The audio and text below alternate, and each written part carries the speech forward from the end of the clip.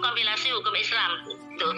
Nah, berikut ketentuan-ketentuan mengenai wali yang ada di pasal 20 dan sampai pasal 23. Ini sudah saya rangkum di kompilasi hukum Islam. Apa itu syarat wali nikah yang ada di kompilasi hukum Islam? Itu yang pertama, yang bertindak sebagai wali nikah ialah seorang laki-laki yang memenuhi syarat hukum, ya, syarat hukum Islam, yakni muslim, akil, balik. Kenapa harus akil dan balik? Dia secara pemikiran sudah dewasa, dia sudah bisa berpikir, jangan asal ngambil aja. Oh, ini nggak ada nih ternyata. Tadi disampaikan bahwa rujuk-rujuk loh, ada nih masih keluarga tapi masih kecil, belum balik. Tapi muslim boleh nggak ini? Nggak boleh. Ya, jadi syaratnya untuk bisa menjadi wali itu harus punya akal dengan benar, ya. Kemudian wali nikah terdiri dari satu, ya, wali nasab. Wali nasab ini yang saya bilang ternyata ayahnya ini non muslim, cari yang senasab. Pertama, kelompok kerabat laki-laki. Jadi siapa kelompok kerabat laki-laki ini? Cari garis lurus ke atas ayah.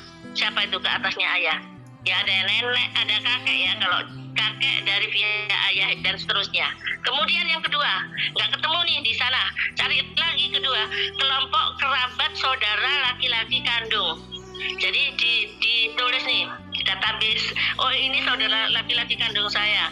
Kemudian saudara laki-laki seayah, paman, pak, adik, semua ditulis tuh yang laki-laki.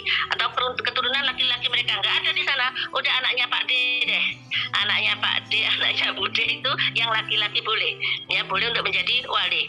Ketiga, kelompok kerabat paman, yakni saudara laki-laki kandung ayah. Yang tadi ya, keturunan laki-laki, ketiga itu ya. Kemudian keempat kelompok saudara laki-laki kandung kakek, saudara laki-laki seayah kakek dan keturunan laki-laki mereka, ya. Jadi cari ini dari garis lurus ke atas dan lurus ke bawah, nyarinya begitu saja. Tapi yang laki-laki nyarinya, ya.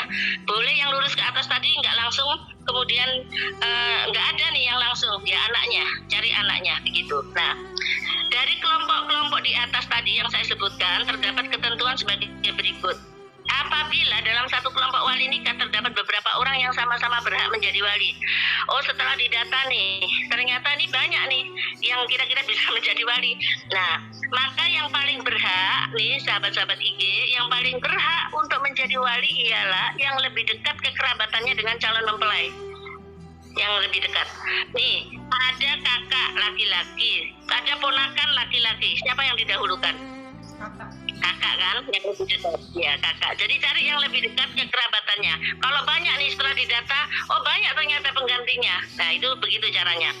Yang kedua, apabila dalam satu kelompok sama derajat kekerabatannya, sama nih ternyata, ini ponakan tapi dari ini ponakan dari itu, ya, gitu misalnya.